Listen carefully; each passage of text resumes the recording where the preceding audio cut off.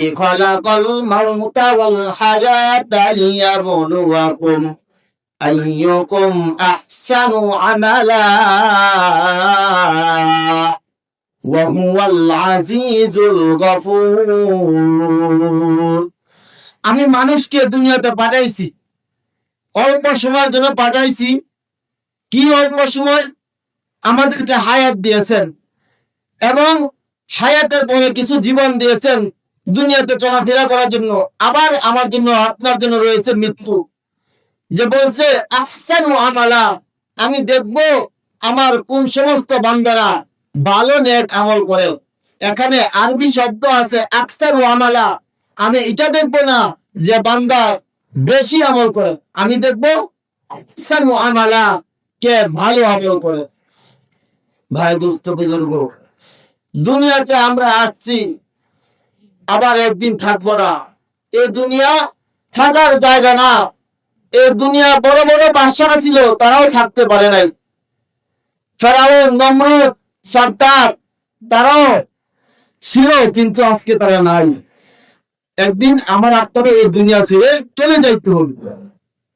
আজকে তো আমরা দুনিয়া নিয়ে ব্যস্ত, এমন ব্যস্ত হয়েছি যেন আমার আপনার মৃত্যু আর মনে হবে না। কিন্তু একবার কি চিন্তা করেছেন, আপনার বয়স ছোট্ট ছিল, আপনি শিশু ছিলেন, আপনাকে ধরে ধরে হাঁটাতো। একদিন আপনি বড় হয়েছেন, যৌবন হয়েছে, চুলগুলো কালো ছিল। কোন দিন যে আপনার মাথার চুল পেকে গেছে, দাড়ি পেকে গেছে, কেউ কি তারিখ লেখছেন? লেখা আছে? জানা আছে? জানা নাই। কোন দিন যে আপনার কবরের ডাক পড়ে যাবে, এটাও জানা তার নাই। ভাই দোস্ত বুজুর্গ, বড় বড় বাদশারা তারা রাজমহল ছেড়ে আল্লাহর জন্য বের হয়েছিলেন, সকলের জানা আছে।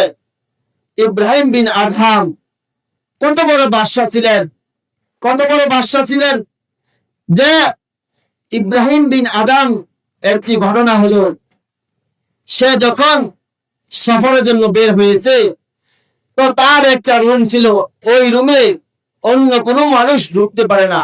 তো একদিন বলছে বাদীকে যে বান্দি, আমার রুমটা তুমি পরিষ্কার করে রাখো, আমি সফর থেকে ফিরে আসব। তো যখন ইব্রাহিম আদম চলে গেল, তখন ওই বান্দিটা রুমে দুইটা দেখতেছে, কি সুন্দর রুম, কি সুন্দর দুনিয়া, কি সুন্দর করে সাজাইছে। চকির মাঝে যখন খাড়ের মাঝে বসলো, বসার পর দেখতেছে অনেক আরাম। তো বান্দিটা কি করছে? ঘুমায় গেছে, ঘুমায় গেছে। কিন্তু এদিক দিয়া বাদশাহ ইব্রাহিম আদম সফর শেষ করে আইসা দেখতেছে ইব্রাহিম আদমের দরজাটা খোলা। কারণ কি? ঝুইকা দেখতেছে বান্দিটা শুয়ে আছে। ইব্রাহিম আদম তো অনেক রাগান্বিত হয়ে ঘর থেকে চাবুক নিয়ে ওই বান্দিকে এত মারপিট করতেছেন, এত মারপিট করছেন, 100 বেতাঘাত করছে।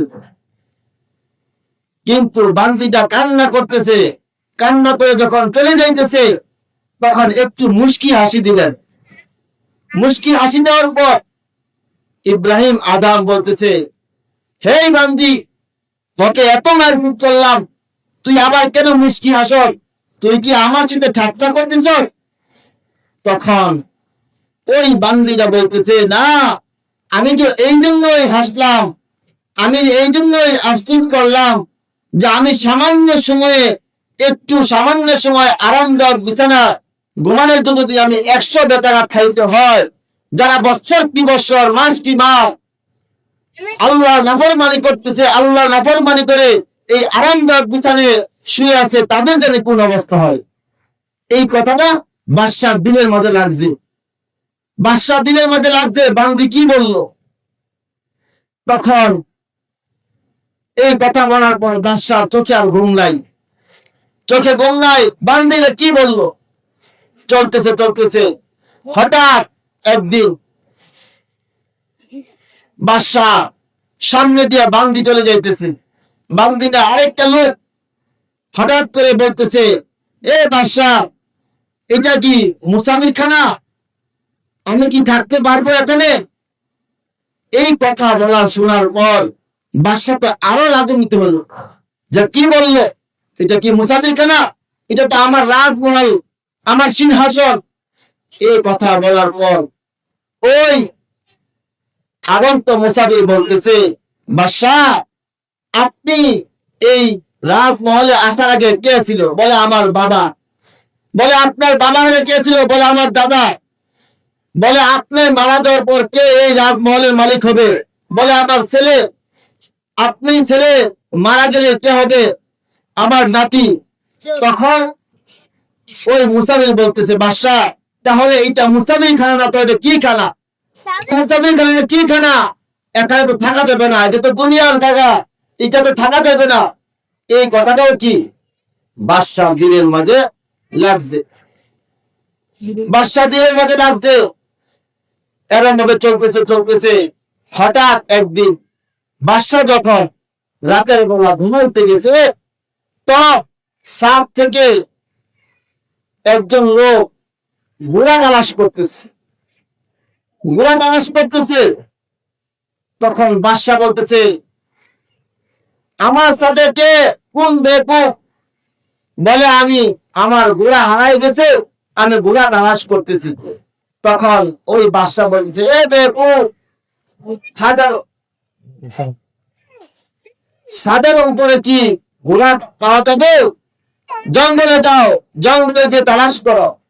তখন উপর থেকে আওয়াজ আসছে, যদি আমি ছাদের উপর থেকে ঘোড়া তালাশ করে না পাই, তাহলে কিভাবে এই আরামদায়ক বিছানা থাইকা আল্লাহকে তালাশ করা যাবে? আল্লাহ। এই তিনটা কথা বাদশাহ দিনের মাঝে লাগছে। বাদশাহ কি করলেন? সকল প্রসাদদেরকে ডাক দিয়ে তাদের থেকে বিদায় নিলেন, যে দেখো তোমরা এটার দায়িত্ব পালন করে আমি চলে যাইতেছি। বাদশাহ কি করছে? সব ছেড়ে জঙ্গলে চলে গেছে, জঙ্গলে চলে গেছে। অনেক দিন চলতেছে, কিন্তু বাদশার যে দলবল ছিল তারা চিন্তা করছে, আমরা কি অন্যায় করলাম, আমরা কি অপরাধ করলাম, আমাদেরকে ছেড়ে বাদশাহ জঙ্গলে চলে গেল। আসো আমরা সবাই মিলে বাদশাকে বুঝাই শুনে আবার রাজমহলে ফিরাই নিয়ে আস। তখন সকলে মিলে গেল, যাওয়ার পর বলতেছে, বাদশাহ আসেন, আপনি কি আপনার অন্যায় করলাম আপনার সাথে, আপনি চলে আসছেন।